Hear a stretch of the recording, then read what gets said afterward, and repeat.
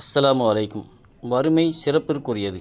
வறுமை கஷ்டம் ஏற்பட்டால் அதனை சோதனை என்று விளங்காமல் இறைவன் நம்மை தண்டித்து விட்டான் என்று எண்ணும் ஏராளமான மக்கள் இருக்கிறார்கள். இன்னும் சிலர் இறைவன் நம் துவாவை எல்லாம் ஏற்க மாட்டான், இது முசீபத்து என்று எண்ணி கவலைப்படுபவர்களும் இருக்கிறார்கள்.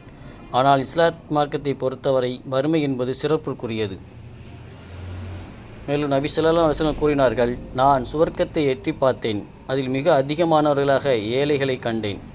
நரகத்தை எட்டி பார்த்தேன், அதில் மிக அதிகமானவர்களாக பெண்களை பார்த்தேன்.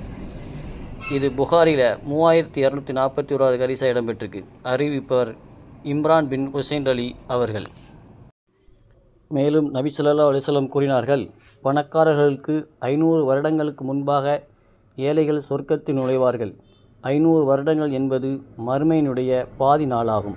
இது திர்மிதியில் 2353 மற்றும் 2276 ஹதீஸாக இடம்பெற்றிருக்கு. அறிவிப்பவர் அபூ ஹுரைரா அலி அவர்கள். எனவே வறுமை என்பது இஸ்லாமிய கண்ணோட்டத்தில் சிறப்பிற்குரியது என்பதனை புரிந்து கொள்ள வேண்டும். அஸ்ஸலாமு அலைக்கும்.